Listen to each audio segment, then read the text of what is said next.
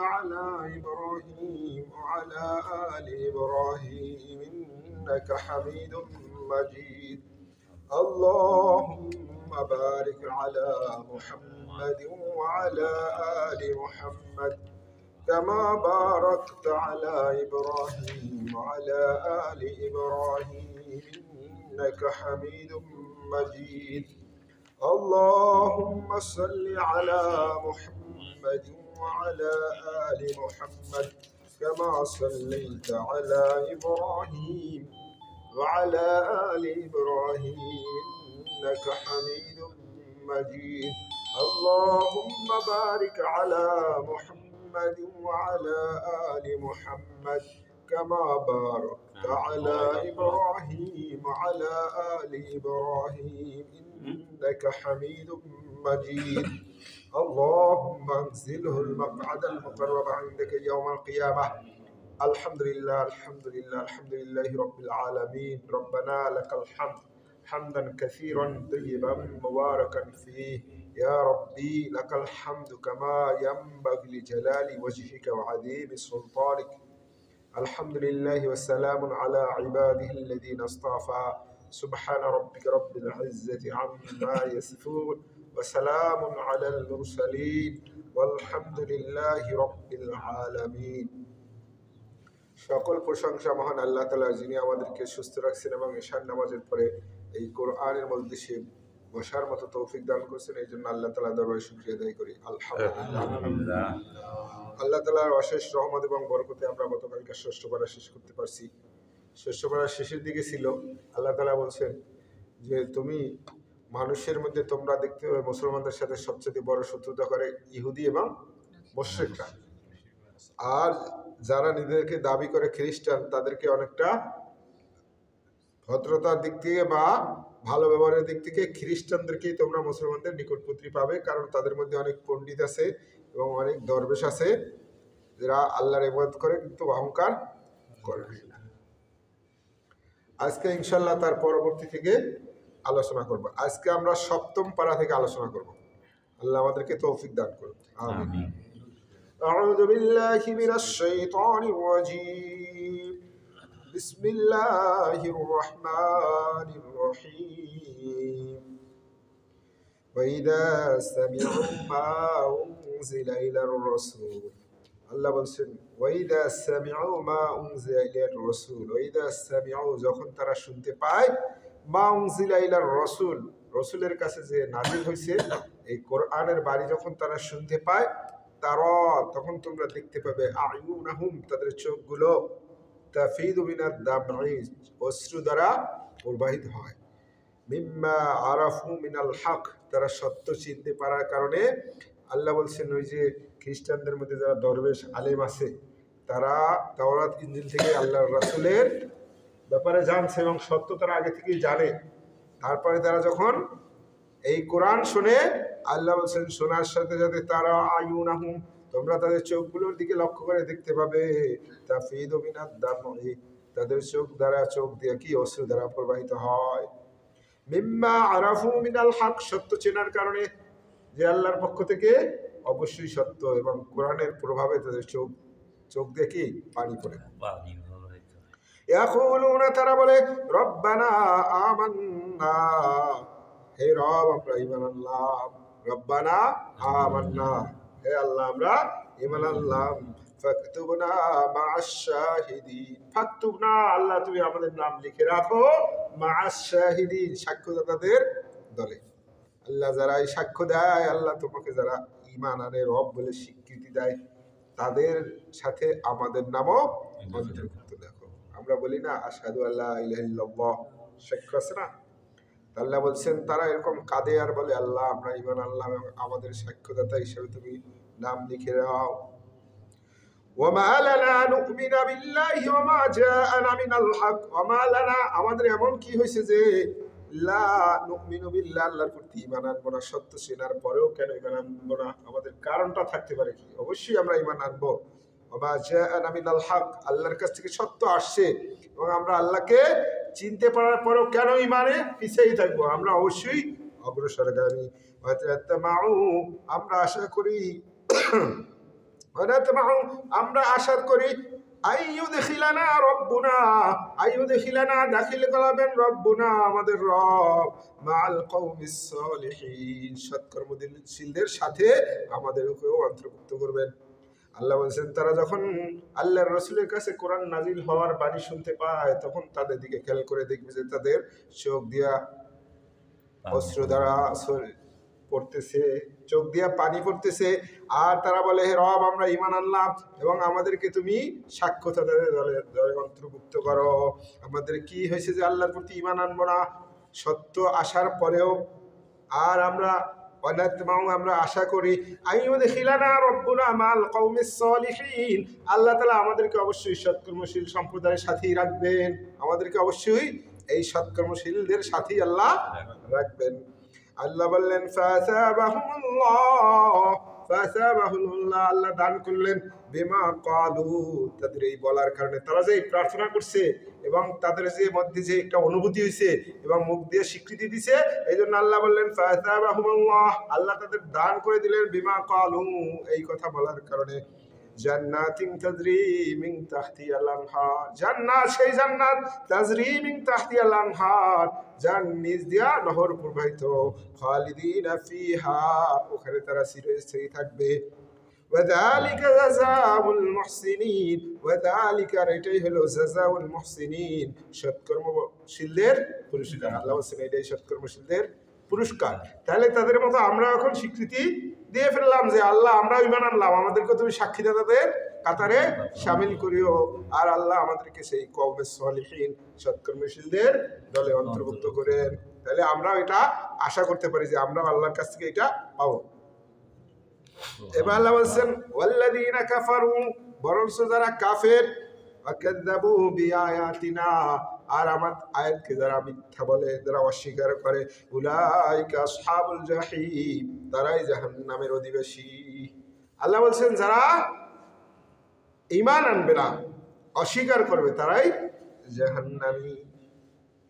এবার আল্লাহ তাআলা অন্য একটা বিধানের কথা বলছেন যে ইয়া আইয়ুহাল্লাযীনা আমানু, হে ঈমানদারগণ, লা তুহাররিমু তাইয়্যিবাতি মা আহাল্লাল্লাহু লাকুম, লা তুহাররিমু, তোমরা কেন হারাম করো, তাইয়্যিবাত, পবিত্র জিনিস, মা আহাল্লাল্লাহু লাকুম, আল্লাহ যেটা তোমাদের জন্য হালাল করছেন সেটাকে তোমরা হারাম করো কেন?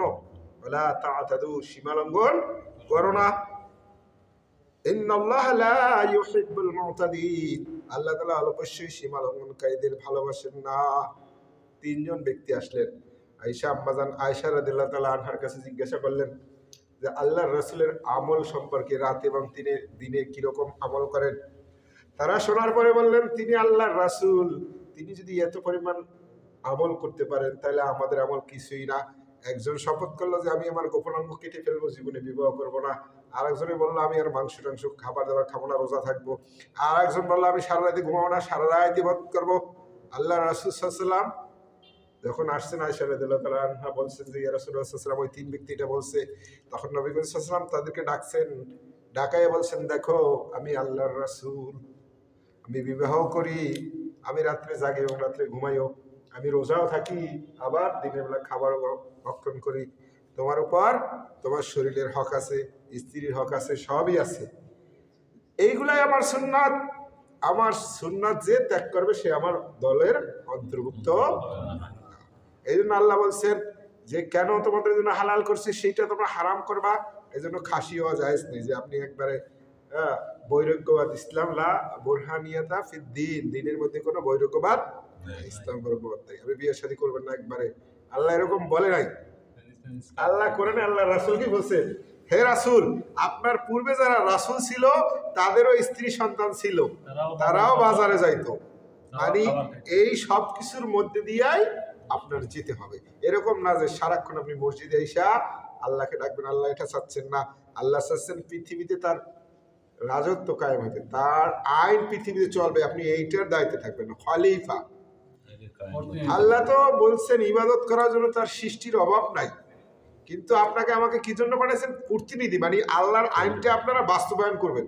এখন যদি আপনি মসজিদের কোণে বসে সবসময় ইবাদত করতে থাকেন তাহলে আল্লাহর আইনটা বাস্তবায়ন কে করবে? সমাজে ন্যায় বিচার প্রতিষ্ঠা করবে কে?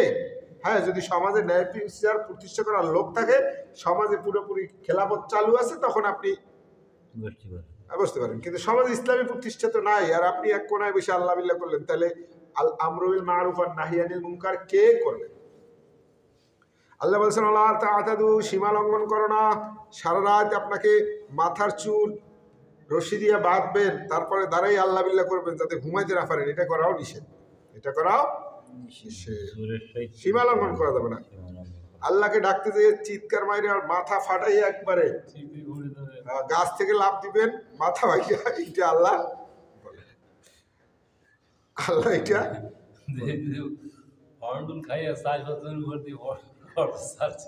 এরকম করা যাবে না। ইন্নাল্লাহা লা ইউহিব্বুল মু'তাদিন, জেনে রাখো আল্লাহ সীমা লঙ্ঘনকারীদের ভালোবাসেন না। আল্লাহ সীমা লঙ্ঘনকারীদের ভালোবাসেন না। আমি বসছি জিকিরের মধ্যে, পিছন থেকে লাফাই এক একটা পড়তেছে, আমি যে এত ভয় পাইছি সেদিন, বিশ্বাস করো। পরে একটা কুকুরে উঠলো সেদিন, আমি মনে করছি এখান থেকে ফেরত যেতে পারবো না। স্টেজের সামনে যাই বসছিলাম দেখার জন্য, এমন এক একটা লাভ দিয়ে এই যে মাদার উপরে পড়তেছিল, বুঝছেন, আমি মনে করছি এখান থেকে আর ফেরত যেতে পারবো না। খালি মাথাটা জাগাইছি, পিছন থেকে চিল্লেই উঠছি, ওখানে দাঁড়াচ্ছ কেন, বুঝতে পারবো। পরে কোনো রকম বাঁশ ধরে ধরে যে কর্নারে যে দুই বাঁশের কণা থাকে না, ওখানে যে কোনো রকম বাঁচছি, তাও পিছনে চিৎকার শুনলেই আমার ভয় লেগে গেছে, আল্লাহ এই মনে হয় পড়বো। তাহলে এরকম সীমালঙ্ঘন করা যাবে না। ওয়াকুলু মিম্মা রাযাকাকুমুল্লাহু হালালান তাইয়্যিবা, ওয়াকুলু তোমরা খাও, মিম্মা রাযাকাকুমুল্লাহু হালালান তাইয়্যিবা, আল্লাহ তোমাদেরকে যে সমস্ত জিনিস হালাল করছেন, পবিত্র জিনিস, সেইগুলা খাও। ওয়াত্তাকুল্লাহ, আর আল্লাহকে ভয় করো, আল্লাযী আনতুম বিহি মুমিনুন, যে আল্লাহর প্রতি তোমরা বিশ্বাস স্থাপন করছো। তোমরা পবিত্র জিনিস থেকে খাও, আর সেই আল্লাহকে ভয় করো যার প্রতি বিশ্বাস স্থাপন করছো। লা ইউআখিযুকুমুল্লাহু বিল্লাগwi ফি আইমানিকুম, লা ইউআখিযুকুমুল্লাহ, আল্লাহ ধরবেন না, বিল্লাগwi ফি আইমানিকুম, তোমরা যে অনর্থক কসম করে ফেলো, কথায় কথায় কসম করে ফেলো, এইটা ধরবেন না। ওয়ালাকিন ইউআখিযুকুম বিমা আকাদতুমুল আইমান, ওয়ালাকিন ইউআখিযুকুম, কিন্তু আল্লাহ পাক রকমের বিমা আকাদতুমুল আইমান, যেটা দৃঢ় কসম নাও আছে না, সম্পদ নেওয়ার জন্য বা নিজের অন্যায়টাকে প্রতিষ্ঠা করার জন্য দৃঢ় যে শপথ নাও, বা নিজেকে সৎ বিষয়ে নিজেকে প্রতিষ্ঠিত করার জন্য যে কসম নাও দৃঢ়ভাবে, আল্লাহ এটার জন্য অবশ্যই জবাবদিহি নেবেন। এরপর আল্লাহ বলছেন, যদি এরকম হয় শপথ করে ফেলছো কিন্তু শপথ বাস্তবায়ন করতে পারো না, তাহলে এটার একটা কাফফারাটা কি হবে, আল্লাহ সেটা বলে দিয়েছেন। ফাকাফফারাতুহু, ওইটার কাফফারা হলো ইতআমু 10 মাসাকিন, 10 জন মিসকিনরে খাওয়াইতে হবে। কিরকম? মিন আওসাতি মা তুতঈমুন আহলিকুম, তোমার পরিবারে যেরকম খাও এরকম মধ্যম মানের খাবার। এই 10 জনকে এরকম না যে একবারে গরুর মাংস দিয়ে বিয়ে ফিকা দেয়, এরকম না। তোমরা যেটা স্বাভাবিক তোমার ফ্যামিলির খাওয়াও, এরকম মধ্যম মানের খাবার তাদেরকে খাওয়াবে।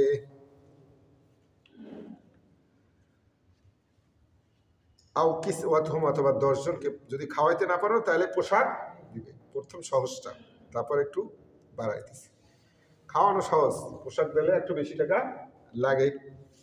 তাহরিরু রাকাবা, অথবা দাস মুক্ত করতে হবে। যদি কসম করছে, ভেঙে ফেলছে, রাখতে পারে নাই, তাহলে এই কসমের কাফফারা আদায় করতে হবে। ফামাল্লাম ইয়াজিদ, যদি কেউ এই তিনটার একটাও না পারে, ফাসিয়ামু সালাসাতি আইয়াম, সে 3 দিন রোজা রাখবে। 3টা রোজা রাখতে হবে একটা কসমের জন্য। যালিকা কাফফারাতু আইমানিকুম, আল্লাহ বলছেন এইটাই হলো তোমাদের শপথের কাফফারা। ইদা হালাফতুম, যখন তোমরা শপথ ভঙ্গ করবে, শপথ করছো এবার রাখতে পারো নাই স্বার্থের কারণে, তখন এই কাফফারা আদায় করতে হবে। ওয়াহফাযু আইমানাকুম, তোমাদের শপথকে অবশ্যই কি করো, হেফাজত করো। কারণ শপথের অনেক দাম। যদি মানুষ জানতে পারে এই অনর্থক শপথ করে না, যেটা শপথ করছে সেটা ঠিক আছে। এই জন্য নবী করিম সাল্লাল্লাহু আলাইহি ওয়াসাল্লাম বলছেন যে আল্লাহর এমন বান্দা আছে যে আল্লাহর নামে কসম করলে আল্লাহ তার সেটা পুরো করে দেন।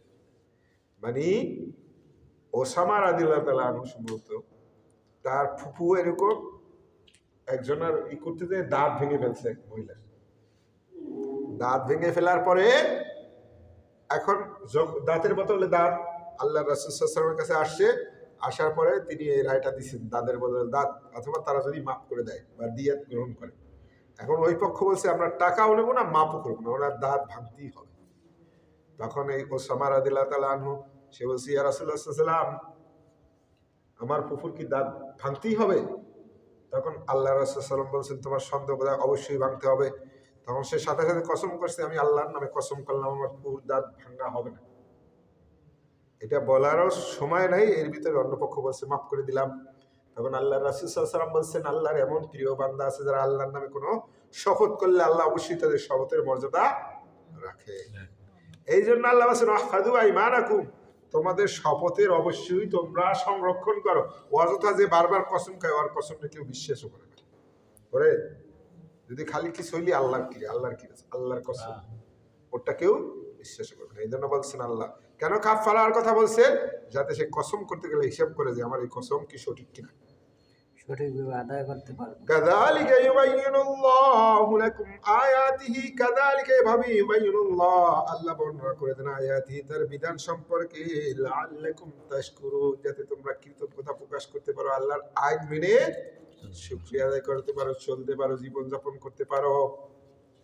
আল্লাহ বলছেন, ইয়া আইয়ুহাল্লাযীনা আমানু, হে ঈমানদারগণ, ইন্নামাল খামরু ওয়াল মাইসিরু ওয়াল আনসাবু ওয়াল আসলাম, ইন্নামাল খামরু নিশ্চয়ই মদ, আল মাইসিরু জুয়া, আল আনসাব এবং মূর্তি, আল আসলাম এবং ভাগ্য নির্ধারণীতে তীর নিক্ষেপ করা হয়, রিজসুন এটা হইল আপনার অপ্রয়োজনীয় বা অপবিত্র জিনিস, মিন আমালিশ শাইতান এটা হইল শয়তানের কাজ, শয়তানের কাজ এগুলো সব। ফাজতানিবু, তোমরা এগুলা পরিত্যাগ করো, লাআল্লাকুম তুফলিহুন, তাহলেই তোমরা সফল হবে। আল্লাহ বলছেন এগুলা থেকে বিরত থাকো, তাহলেই তোমরা সফল হবে, সফল হবে।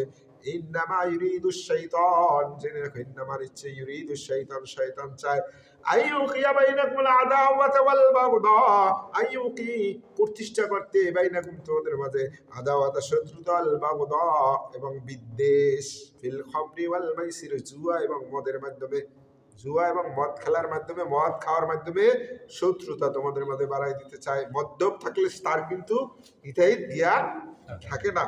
আজকে পড়লাম পত্রিকায়, আজকে পড়লাম যে একটা ছেলে, সে কি করছে, আগে মাদকাসক্ত ছিল, এক মহিলারে হত্যা করছে, 50 বছরের উপরে মহিলার বয়স, হত্যা করে মাথাটারে আর এক জায়গায় যে মাটি চাপা দিছে।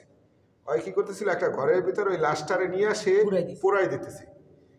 ওই এলাকার একজনের আবার রাজহাঁস চড়ে নিছে রাত্রে, দেখেন কেমনে ধরা হয়, চড়ে নিছে। এখন উনি রাজহাঁস খুঁজতে বের হয়েছে, বের হয়ে দেখে যে এই বাসার ভিতরে আগুন জ্বলতেছে। তা ওনাদের হয়তো সন্দেহ হয়েছে যে এখানেই মনে হয় ওরা এটা দিয়া রান্না করে কিছু খাইতেছে। এখন ওরে বলতেছে যে আমরা এখানে যাবো, কয় এখানে আমি পাতা ফোড়াইতেছি, এখানে কিছু নেই, কারণ আমরা একটু দেখবো। তখন সে পুরো শুরু করছে যে তোমাদেরকে আমি হত্যা করবো, মানে বকাবকি শুরু করছে। তখন এনাদের আরো বেশি সন্দেহ হয়েছে, এলাকার সব লোকজন নিয়ে আসছে, আইসে দেখে যে লাশ পড়াইতেছে। তারপর পুলিশে খবর দিছে, খবর দেওয়ার পর ধরছে এবং মাথাটা কোথায় সে পুঁতে রাখছে সেটাও বের করছে। তাহলে কতটা হিটাহিট হইলে যে জবাই দিছে, আবার সেইটাকে পোড়াইতেছে, নিজে বসে বসে একা মানুষ, কল্পনার বাইরে না? লাশ দেখলেই তো ভয় লাগে। হ্যাঁ, লাশ দেখলেই ভয় লাগে না? যদি শুনি মৃত্যু অমুক জায়গায় মারা গেছে, শুনলেই একটা নিজের আত্মার মধ্যে ভয় লাগে। আর সে সেই জবাই করে নিজে পোড়াইতেছে বসে বসে, চিন্তা করেন যে কত মানসিকহীন। এই জন্য আল্লাহ বলছেন, ইন্নামা ইউরিদুশ শাইতান, শয়তান চায়, আইয়ুকিয়া বাইনাকুমুল আদাওয়াতা ওয়াল বাগদা, তোমাদের মাঝে শত্রুতা এবং বিদ্বেষ তৈরি করতে, ফিল খামরি ওয়াল মাইসির, মদ এবং জুয়ার মাধ্যমে, ওয়া ইয়াসুদ্দাকুম আন যিকরিল্লাহ, আর আল্লাহর স্মরণ থেকে গাফেল করতে চায়। খেলাধুলা যদি জুয়ার আসর বসে, ওদের নামাজের কথাও স্মরণ থাকে না, আর আল্লাহর কথাও স্মরণ থাকে না। বা নিসসালা, এবং নামাজ থেকেও তোমাদেরকে গাফিল করে দিতে চায়। ফাহাল আনতুম মুনতাহুন, এরপরও কি তোমরা বিরত থাকবে না? আল্লাহ বলছেন এত কিছুর পরও কি তোমরা বিরত থাকবে না? আপনার আনাস রাদিয়াল্লাহু তাআলা আনহু বলছেন যে আমরা আবু তালহা রাদিয়াল্লাহু তাআলার বাসায় এরকম আপ্যায়নের ব্যবস্থা ছিল, দাওয়াত, মেহমান বাড়ি, খাওয়ার পরে আমরা মদ আমি পরিবেশন করতেছিলাম সবাইকে।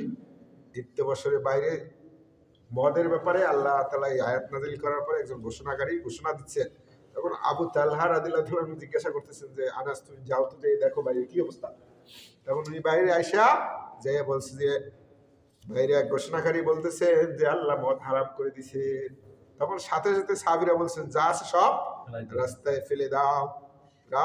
পুরা মদিনার অলিগলি সব ভরপুর হয়ে গেছে। আর আমরা হইলে জানা আদেশটাই ভঙ্গ করি, আর তাদের কাছে নাজিল হওয়ার সাথে সাথে যা আছে সব, যত মটকা ছিল সবগুলা ফেরে হ্যাঁ যার যে অবস্থা ছিল ওই অবস্থায় বাদ। তারা এইভাবে ফাহাল আনতুম মুনতাহুন, আল্লাহ বলছেন ফাহাল আনতুম মুনতাহুন, এরপরও কি তোমরা বিরত থাকবে না? ওয়াতিউল্লাহ, তোমরা আল্লাহর অনুসরণ করো, আনুগত্য করো। ওয়াতিউর রাসূল, রাসূলের আনুগত্য করো। ওয়াহদারু, এবং সতর্ক থাকো, সবসময় সতর্ক থাকো। আপনার বুদ্ধিমান এবং সচেতন মুমিন ব্যক্তি বেশি দরকার, তাই না? সচেতন থাকতে হবে এবং সতর্ক থাকতে হবে। ফাইন তাওয়াল্লাইতুম, যদি তোমরা মুখ ফিরিয়ে নাও সত্য থেকে, ফাআলামু, জেনে রাখো, আন্নামা আলা রাসূলিনাল বালাগুল মুবিন, আমার রাসূলের একমাত্র দায়িত্ব হলো সবকিছু স্পষ্টভাবে পৌঁছে দেওয়া। আমার রাসূলের দায়িত্ব হলো সবকিছু পৌঁছে দেওয়া। হিসাব নেওয়ার দায়িত্ব কে? আল্লাহ তাআলা নিজেই হিসাব নেবেন। এবার আল্লাহ বলছেন লাইসা আলাল্লাযিনা আমানু ওয়া আমিলুস সলিহাত, তখন আল্লাহ রাসূল সাল্লাল্লাহু আলাইহি ওয়াসাল্লামের কাছে প্রশ্ন করছেন সাহাবীরা যে ইয়া রাসূলুল্লাহ সাল্লাল্লাহু আলাইহি ওয়াসাল্লাম, এরকমও অনেকে মদ নিয়া যারা বদরের যুদ্ধে বা যুদ্ধে অংশগ্রহণ করে শহীদ হয়ে গেছে, আগে অনেকেই মদ খাওয়ার পরে তারা মারা গেছে, তাদের অবস্থা কি হবে? তখন আল্লাহ নাযিল করেছেন লাইসা আলাল্লাযিনা আমানু ওয়া আমিলুস সলিহাত, কোনো অপরাধ নাই যারা ঈমান আনছিল এবং সৎকর্ম করেছে, জুনাহুন, কোনো পাপ নাই, ফিমা তাইমু, যেটা আগে খেয়ে ফেলছে। ইদা মাত্তাকাউ ওয়া আমানু, যদি তারা আল্লাহ তাআলাকে ভয় করে এবং ঈমান আনে, আমিলুস সলিহাত, সৎকর্ম করে থাকে। তুম্মাত্তাকাউ ওয়া আমানু, এরপর আল্লাহকে ভয় করে ঈমান আনে, তুম্মাত্তাকাউ ওয়া আহসানু, আল্লাহকে ভয় করে এবং সৎকর্ম করে। ওয়াল্লাহু ইউহিব্বুল মুহসিনিন, আর আল্লাহ সৎকর্মশীলদের ভালোবাসেন। আল্লাহ বলে দেন সবসময় কি ইত্তাকুল্লাহ, এই কথাটা কিন্তু আছেই। আল্লাহকে ভয় করার কথা ব্যাপকভাবে আসছে কোরআনে। আসলেই তাই। আপনি প্রকাশ্য অন্যায় করলে মানুষের ভয় আছে, প্রশাসনের ভয় আছে, কিন্তু যখন এই ব্যক্তিকে একা থাকবে তখন সে অন্যায় থেকে কিভাবে ফিরবে? কে ফিরিয়ে রাখবে? একমাত্র তাকওয়া, আল্লাহর খোদা ভীতি তাকে অন্যায় থেকে ফিরিয়ে রাখবে।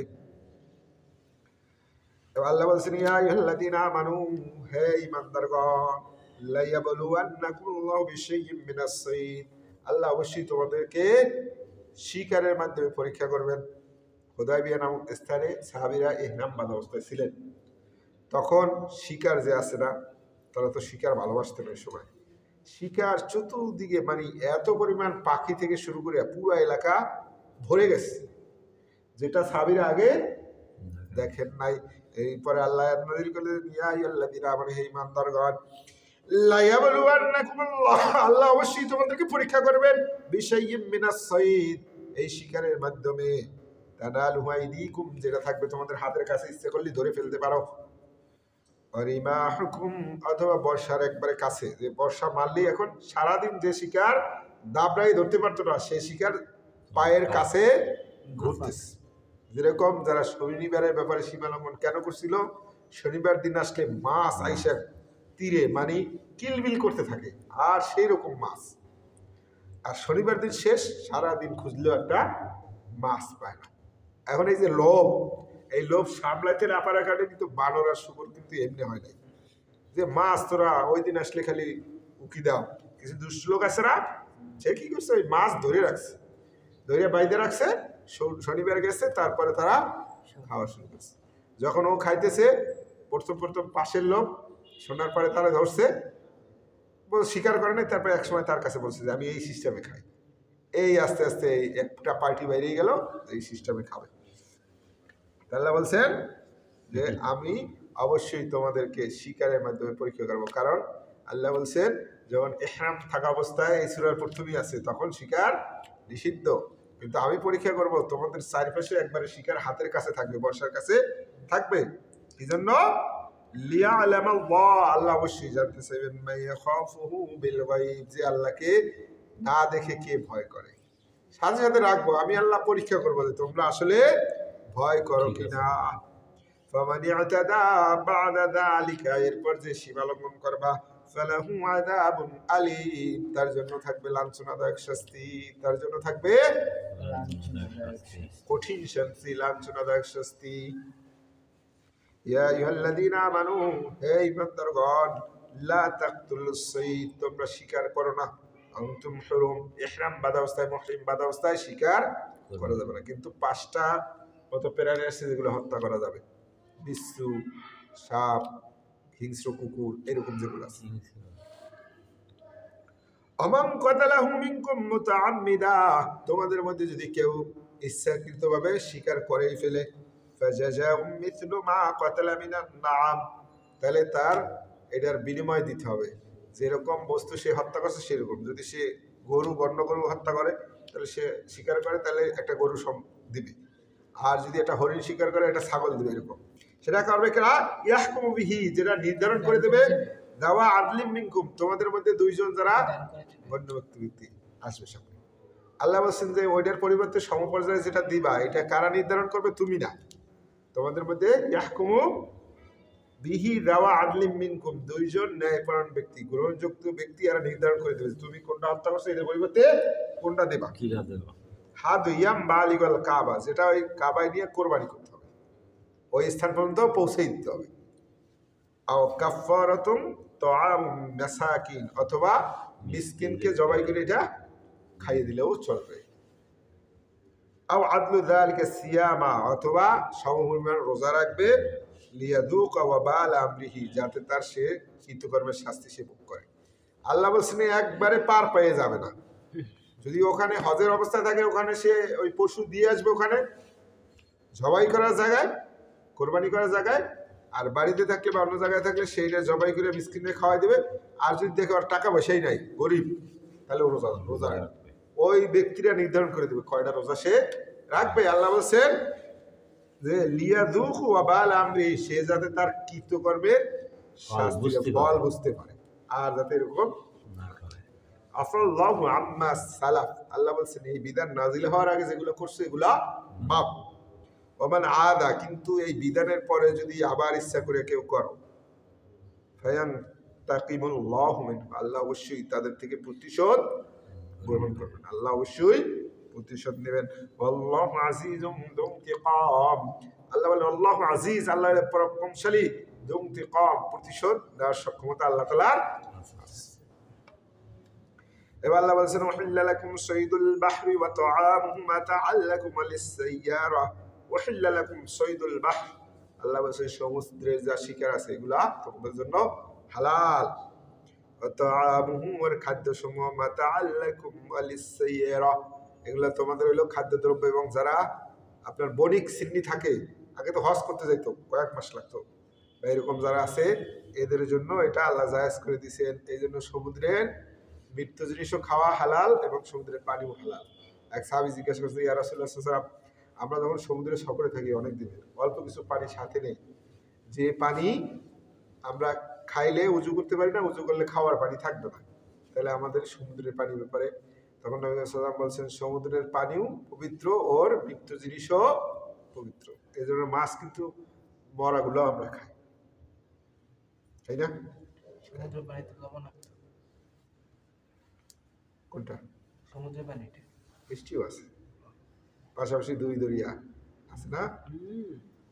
মারাজাল বাহরাইনি ইয়ালতাকিয়ান বাইনাহুমা বারযাখুন লা ইয়াবগিয়ান, আল্লাহ বলছেন না ওই উজু করার জন্য। ওই জিজ্ঞাসা করতে তো উজু গোসল করার ব্যাপারে, যে লবণাক্ত পানি দিয়ে উজু করবো, খাওয়ার ব্যাপার বলতে খাওয়ার পানি তো সাথে আছি। আল্লাহ বলছেন ওয়াত্তাকুল্লাহ, আল্লাহকে ভয় করো, আল্লাযী ইলাইহি তুহশারুন, যার কাছে তোমাদের ফিরে যেতে হবে। উবাইদা ইবনে জাররা রাদিয়াল্লাহু তাআলা আনহুর নেতৃত্বে নবী করিম সাল্লাল্লাহু আলাইহি ওয়াসাল্লাম একদল সৈন্যবাহিনী পাঠাইলেন সমুদ্র তীরবর্তী এলাকায় যুদ্ধ করতে যাওয়ার জন্য।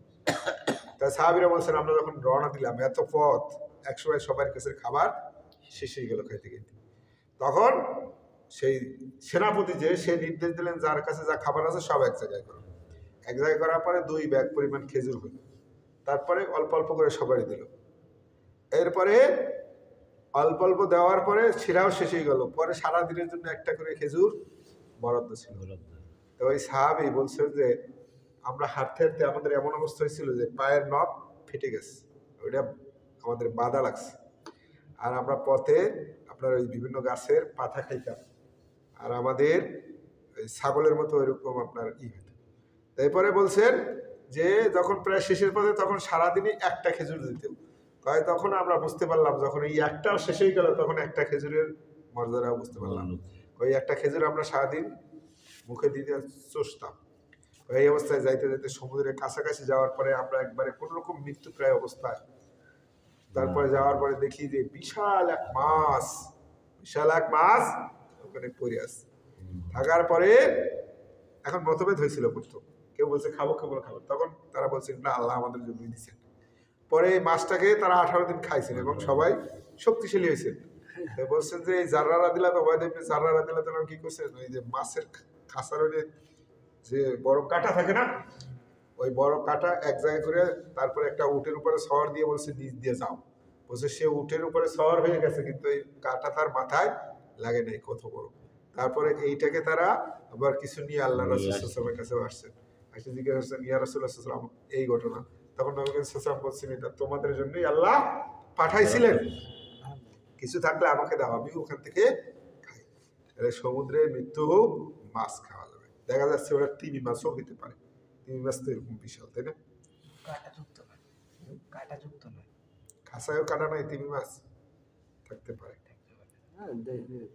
আল্লাহ বলছেন ওয়াহুরিমা আলাইকুম সাইদুল বাররি মা দুমতুম হুরুমা, কিন্তু যখন ইহরাম অবস্থায় থাকবে তখন স্থলে প্রাণী শিকার করা অবৈধ। ওয়াত্তাকুল্লাহ আল্লাযী লা তুশরিকুন, সেই আল্লাহকে ভয় করে যার কাছে তোমরা ফিরে যাবে। এবার আল্লাহ বলছেন জাআলাল্লাহুল কাবাতাল বাইতুল হারাম, আল্লাহ এই যে কাবা শরীফ কিয়ামাল লিন্নাস, মানুষের স্থিতিশীলতার জায়গা, যার কোনো জায়গা থাকবে না, শত্রুর আক্রমণ ভয়ে থাকবে, সে ওখানে গেলে নিরাপদ। আশ-শাহরুল হারাম, এবং সম্মানিত মাসগুলাও, ওয়াল হাদিয়া, এবং কোরবানির পশু, যেটা কোরবানির জন্য কেনা হয় ওটারও কোনো ক্ষতি করতে পারবে না কেউ। ওয়াল কলাইদা, এবং যে পশুগুলার মালা পরানো হয় কোরবানির উদ্দেশ্যে নেওয়ার জন্য, এইগুলা সবার এগুলো সম্মান রক্ষা করতে হবে। এগুলো আল্লাহর নিদর্শন, এইগুলাকে কষ্ট দেওয়া যাবে না বা অপমান অপদস্থ করা যাবে। মালা তো পরাইতে হয়, মালা পরানো তো আল্লাহ কোরআনই বলছেন, কোরবানির পশুর মালা পরানো কিন্তু সুন্নাহ। আল্লাহ বলছেন যেটা মালা পরানো হয় ওটাও আল্লাহর নিদর্শন, ওটাকেও আপনার সম্মান করতে হবে। এই জন্য কাবাঘর যখন ধ্বংস করতে আসছিল না আব্রাহা, তখন আব্দুল মুত্তালিব সে কি করছে, তাদের যত উট আছে এরকম উটগুলারে মালা পরাইছে, মালা পরে কাবাঘরের চতুর্দিকে রাখছে, যে ওরা যখন হাতি নিয়ে আইসে এইগুলো তো আল্লাহ সব নিষিদ্ধ করছেন এগুলারে আপনার ক্ষতি করতে। এই জন্য সে চতুর্দিকে এরকম উঠে মালা পরে রেখে দিছিল তারা, যে ওরা যখন হাতি নিয়ে আসবে এইগুলারে যখন ক্ষতি করবে তখন আল্লাহ তাআলা অবশ্যই তাদের উপর গজব পাঠাবে। এরপর আল্লাহ বলছেন যালিকা লিতা'লামু আন্নাল্লাহা ইয়া'লামু মা ফিস সামাওয়াতি মা ফিল আরদ, যালিকা এটা এই জন্য আমি করছি, লিতা'লামু যাতে তোমরা জানতে পারো, আন্নাল্লাহ নিশ্চয় আল্লাহ তাআলা ইয়া'লামু জানেন, মা ফিস সামাওয়াত যা আছে আসমানে, ওয়া মা ফিল আরদ যা আছে জমিনে, আল্লাহ বিকুল্লি শাইইন আলিম, আর আল্লাহ তাআলা সবকিছু জানেন, সব কিছুর খবর আল্লাহর কাছে আছে। ইয়ালামু, জেনে রাখো, আল্লাহ শাদীদুল ইকাব, আল্লাহ শাস্তি জানে খুব কঠোর, আল্লাহ গফুরুর রহিম, আর আল্লাহ তাআলা ক্ষমাশীল দয়ালু। আল্লাহ বলে দিয়েছেন যে আমি শাস্তি দেনাও যেরকম কঠোর আবার ক্ষমাশীল দয়ালু, মানে দয়া এবং রাগ দুটোই আছে। অন্যায় করবেন একবারে ছেড়ে দিবে এরকম না। এবার আল্লাহ বলছেন মা আলার রাসূল ইল্লাল বালাগ, মা আলার রাসূল, রাসূলের একমাত্র দায়িত্ব ইল্লাল বালাগ, পৌঁছে দেওয়া। আল্লাহ ইয়ালামু, আল্লাহ জানেন, মা তুবদুনা মা তাকতুমুন, তোমরা যা প্রকাশ করো গোপন করো সব কিছু আল্লাহ জানেন। কুল লা ইয়াস্তাবিল খাবিথু ওয়াত তাইয়্যিব, কুল হে নবী বলো, লা ইয়াস্তাবি, সমান না, খাবিথু ওয়াত তাইয়্যিব, অপবিত্র এবং পবিত্র জিনিস কোনোদিনও সমান না। ওয়ালাউ আযাবা কাসরাতুল খাবিথ, যদিও এই অপবিত্র জিনিস তোমাদেরকে আকর্ষণীয় করে ফেলে, আল্লাহ বলছেন যদিও এই অপবিত্র জিনিস অনেক জিনিসের প্রতি তোমাদের আকর্ষণ থাকে, তারপরও সমান না, হালাল খাদ্য হলে কম হইলেও হালাল খেয়ে সন্তুষ্ট থাকো, হারামের দিকে তাকাইও না, তাকাইও না। আল্লাহ বলছেন যদিও ওতে আকর্ষিত করে তা ওদিকে যাইও না, হালালের মধ্যেই থাকো। ফাত্তাকুল্লাহ, আল্লাহকে ভয় করো, ইয়া উলিল আলবাব, হে জ্ঞান সম্পন্ন ব্যক্তিরা, হে বোধ সম্পন্ন ব্যক্তিরা, লাআল্লাকুম তুফলিহুন, তাহলে তোমরা সফল কাম হবে। আল্লাহকে ভয় করো, কারণ এই যে আকর্ষণীয় করবে অপবিত্র জিনিস, হারাম জিনিস, এটার থেকে ফিরে থাকতে পারে একমাত্র কারা? যারা আল্লাহকে ভয় করে, এবং জ্ঞান সম্পন্ন ব্যক্তিরাই পারে এর থেকে বেঁচে থাকতে। এরপরে আল্লাহ তাআলা বলছেন ইয়া আইয়ুহাল্লাযীনা আমানু, এটা তখনকার জন্য ছিল যে হে ঈমানদারগণ, তোমরা অযথা আল্লাহ রাসূলকে বারবার প্রশ্ন করো না, আর যখন কোরআন নাজিল হবে তখন এমন প্রশ্ন করো না যেটা প্রকাশ পেলে তখন তোমাদের জন্য কষ্টের কারণ হবে। ইতিপূর্বে এরকম সম্প্রদায় এরকম বারবার প্রশ্ন করতে, বা আল্লাহ তাদের জন্য যখন ওইটা নির্ধারণ করে দিয়েছেন তখন তারা সেটা রক্ষা করতে পারে না। নবী করিম সাল্লাল্লাহু আলাইহি ওয়াসাল্লাম একদিন প্রচুর বয়ান করছেন, বয়ান করার পরে এবং বলছেন যে তোমরা যা জিজ্ঞাসা করবে আমি তাই আজ উত্তর দেব। এক সাহাবী উঠে দাঁড়াই বলছে আমার বাবার নাম কি, আর একজন উঠ হারাই গেছে, সে বলতেছে আমার উটটা কই আছে। তখন আল্লাহ রাসূল সাল্লাল্লাহু আলাইহি ওয়াসাল্লাম আল্লাহ আয়াত নাযিল করেছেন যে এইভাবে অযথা প্রশ্ন করো। আবার আল্লাহ রাসূল সাল্লাল্লাহু আলাইহি ওয়াসাল্লাম বলছেন হজ ফরজ। এক সাহাবী বলছেন ইয়া রাসূলুল্লাহ সাল্লাল্লাহু আলাইহি ওয়াসাল্লাম প্রতি বছর, এরকম তিনবার বলছে আল্লাহ রাসূল সাল্লাল্লাহু আলাইহি ওয়াসাল্লাম, কথা বলেন। এবার বলছেন আমি যদি রাগ করেও বলে ফেলতাম যে হ্যাঁ ফরজ প্রতি বছর, তাহলেও ফরজ হয়ে যেত। এরকম অযথা বাড়াবাড়ি করো না, অযথা প্রশ্ন করা উচিত না। হজ যদি প্রতি বছর ফরজ হইতো এটা অস্বাভাবিক হইতো, এটা বাস্তবতার সাথে মিলতেও না। সারা বিশ্বের মানুষ এক জায়গায় হজ করতে পারতো না। তখনকার জন্য সহজ ছিল, তারা অল্প কয়েকজন লোক ছিল, প্রতি বছর করতে পারতো। এখন কি পারা যায়? এজন্য ইসলামের বিধান হলো সামঞ্জস্যপূর্ণ, সিদকাও বা আদলা, আল্লাহর যে কথাগুলা সেটা হইলো ন্যায়সঙ্গত এবং সত্য, ওজন আলা কথা। আল্লাহ বলছেন ওয়াইদা কিলা লাহুম, তাদেরকে যখন বলা হয় তাআলাউ ফিরে আসো ইলা মা আনজালাল্লাহ, আল্লাহ জানেন করেছেন তার প্রতি, ওয়া ইলার রাসূল, এবং রাসূলের প্রতি। ক্বালু, তখন তারা বলে হাসবুনা, যথেষ্ট, মা ওয়াজাদনা আলাইহি আবানা, আমাদের বাপ দাদারে যে ধর্মকর্মের উপর পাইছি এটাই আমাদের জন্য যথেষ্ট। আমরা এলাকা ভিত্তিক যা আমল পাইছি ওইটাই করবো, ওইটাই করবো। আল্লাহ বলছেন যে যখন তাদেরকে ডাক হয় আসো কোরআন হাদিসের দিকে, মানে আল্লাহর দিকে রাসূলের দিকে, মানে কি আল্লাহর বাণী কোরআন আর রাসূলের বাণী হাদিস, এর দিকে আসো, তখন তারা বলে না, আমরা যেটা বাপের যেটা করতে দেখছি, দাদারা যেটা করতে দেখছি বংশ, আমরা এলাকার তরিকায় যা পাইছি এর বাইরে যাবো না। আসলে এক পার্টি বলে না, তুমি একবার কোরআন দেখাবা হাদিস দেখাবা, আমাকে একদিন একজনে বলতেছে তুমি কোরআন পড়ে গোমরাহ হয়েছো, আমাদের গোমরাহ করো না। আমাদের বলতেছে এরকম যে যখন কিয়ামতের মাঠে পীর সাহেব যখন দেখবে যে আমরা বৈশা আছি, সে আমাদের না নিয়ে জান্নাতে যাবে, আমি মানে মানে একবারে আশ্চর্য হয়ে গেছি। আল্লাহর প্রতি যদি এই বিশ্বাসটা থাকতো যে আল্লাহর আমি বান্দা, আল্লাহর হাতে মালিক ইয়াউমিদ্দিন, কিয়ামত দিবসের সমস্ত মালিক সে আমাকে মাফ করে দিবে, সেইটা বাদ দিয়ে ভরসা করছে কার উপর? ওই পীর সাহেবের উপর। যে উনি যদি ওনারা দেখে এরকম বলতেছে, তাও সে কি টিচার ছিল, সে অবসর গেছে, সে বলতেছে যে বাবা তুমি যতই যা বলো, কিয়ামতের মাঠে যখন পীর সাহেব আমার দেখবে তখন আমার না নিয়ে কি সে জান্নাতে যাইবে? এই বিশ্বাসটুকু না, এই বিশ্বাসটুকু আল্লাহর প্রতি আসলো না কেন? যে আল্লাহই সবকিছু, আল্লাহ স্কুলে মাফ করে দিলে কেউ কাছে জবাব দিয়ে করবো না, আল্লাহ আমাকে নিয়ে যাবে, ওনার প্রতি কেন, উনি কে? তাহলে এই যে এইটা করা যাবে না। এই জন্য আল্লাহ বলছেন যখন তাদেরকে ডাকা হয় কোরআন এবং হাদিসের দিকে যে আসো, তখন তারা কি বলে যে আমরা বাপ দাদার যার উপর পাইছি এটাই আমাদের জন্য যথেষ্ট। যদিও তাদের বাপ দাদা কিছুই জানতো না, যদিও তারা গোমরাহির পথে ছিল, সঠিক পথে ছিল না, তারপরে তারা ওইটাই করবে। পয়লা বৈশাখে ওটা লাগবেই, ওই যে কি জানি মঙ্গল শোভাযাত্রা ওটা করতেই হবে, নাহলে চেতনা থাকবে। আসলে এরকম হওয়ার কথা না। এবার আল্লাহ বলছেন ইয়া আইয়ুহাল্লাযীনা আমানু, এটা দ্বারাই শেষ করবো এই শেষ আয়াত।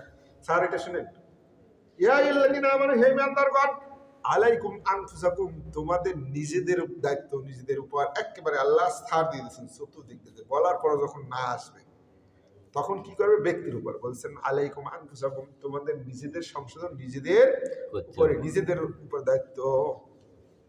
লা ইয়াদুরুকুম মান আদাল্লা ইযা ইহতাদাইতুম, লা ইয়াদুরুকুম তোমাদের কোনো ক্ষতি করতে পারে না, মান দাল্লা যে পথভ্রষ্ট আছে সে তোমাদের কোনো ক্ষতি করতে পারবে না, ইযা ইহতাদাইতুম যদি তোমরা সঠিক থাকো। আল্লাহ বলছেন যে তোমাদের নিজেদের দায়িত্ব নিজেরা নাও। তোমরা যদি সঠিক পথে থাকতে পারো ওই পথভ্রষ্ট ব্যক্তিরা কখনোই তোমাদের কোনো ক্ষতি করতে পারবে না। সবসময় জেনে রাখবে ইলাল্লাহি মারজিউকুম জামিয়া, আল্লাহর কাছে সবাইকে ফিরে যেতে হবে। আয়ুনাব্বিকুম বিমা কুনতুম তা'মালুন, এরপর আল্লাহ বলে দিবেন ওখানে সবকিছু যা করছো পৃথিবীতে। আল্লাহ বলে দিচ্ছেন যে একেবারে সব শেষ, যে তাদেরকে কোরআন হাদিসের দিকে ডাকতেছো এরপর আসতেছে না, তারা বলতেছে বাপদাদার উপরই থাকবো, যদিও তাদের বাপদাদা জ্ঞানও ছিল না, সঠিক পথেও ছিল না। যদি তারা না আসে তাহলে নিজেদের দায়িত্ব নিজেদের উপর। তোমরা যদি সঠিক পথে থাকো কেউ তোমাদের ক্ষতি করতে পারবে না। জেনে রাখো আমি আল্লাহর কাছে সবাই ফিরে আসবা, এরপর জানাই দেবো কে কি করছিলা। এরপরে আগামীকালকে ইনশাল্লাহ যদি আল্লাহ তৌফিক দান করে আমরা সূরা মাইদা শেষ হবে। আল্লাহ তাআলা আমাদেরকে কোরআন বোঝার এবং নিজে আমল করার তৌফিক দান করেন। আল্লাহ আমাদের ক্ষমা করুন। আমিন আমিন। সুবহানাকাল্লাহুম্মা ওয়া বিহামদিকা আশহাদু আল্লা ইলাহা ইল্লা আনতা আস্তাগফিরুকা ওয়া আতুবু ইলাইক।